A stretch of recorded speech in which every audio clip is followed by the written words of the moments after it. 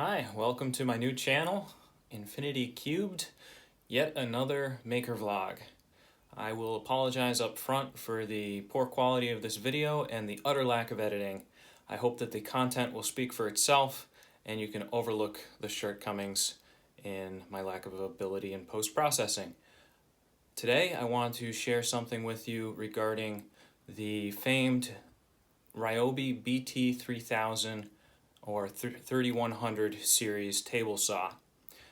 A lot of people really love those old saws, but one of the major flaws in the design is that there is no way to adjust the blade alignment with the table itself.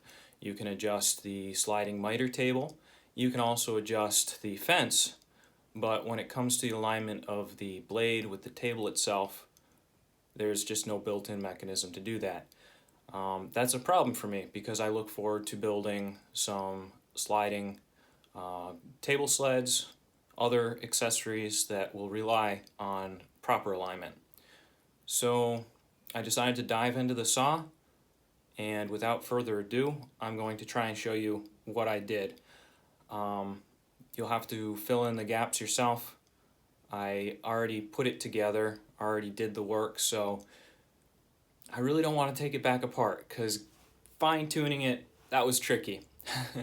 I do not want to have to take it apart in order to show you. Hopefully you can get an idea from this video the methods I used and hopefully give you some ideas that you can utilize in your saw if you have one of these.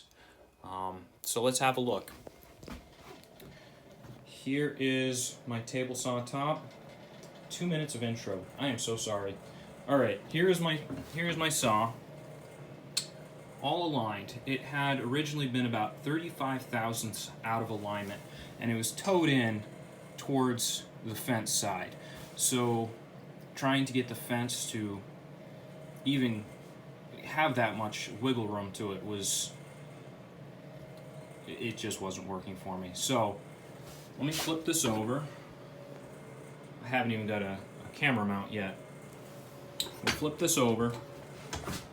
Please don't downvote this video just because of, well, this is my first video on this channel, so. Alright, I really should have lowered this first. Okay, bear with me. I might do some editing. Yeah, I know, it's a cheap blade. Don't worry about it. So, this is the critical part right here. Down in that gap, there's a metal plate that mounts to the side here. The side of the carriage, whatever you want to call the part that actually tilts. There's a small pin that's captive underneath this plate. So what I did was I took this apart, took the pins out, took the plate off, and I wallowed out the holes. Now you see I drew a little arrow indicating which direction I needed the plate to move in relation to the saw assembly. Now I did this for both sides because of how far out of alignment it was. If it was a smaller adjustment, I could have done probably just the front or just the back, but I did both ends. So I took all that apart, took the plates off, I used a drill bit, and I carefully wallowed out in the direction that I needed to move the plate, or actually the opposite direction, so that the plate could move opposite to that. So, after that was done, I had to put it all back together. Now for final alignment, I couldn't just keep taking it apart and putting it back together every time I wanted to adjust it by a few thousandths. So I drilled some access holes. Hopefully you can see right in there, you can see the screw. And I did that for both sides. That way I could fit a screwdriver into that hole and tighten it just when I found perfect alignment. Now for actually measuring alignment, what I did was I measured I do not have a feeler gauge, so the best thing I had was using my micrometer. And I measured from the inside edge right here to the blade. And I was careful not to deflect the blade while doing it. I got it as close as I could without actually deflecting. I measured from the very front of the blade, making sure to avoid the teeth. And then I took the same measurement on the back end of the blade. I kept doing that, kept reaching in there, tweaking, nudging the whole assembly a little bit each time I loosened it. Nudge it, tighten it back down, nudge it, tighten it back down, until I'm comfortable in saying I'm within 0.02 of an inch from the back of the blade to the front of the blade. And hopefully now I will be able to do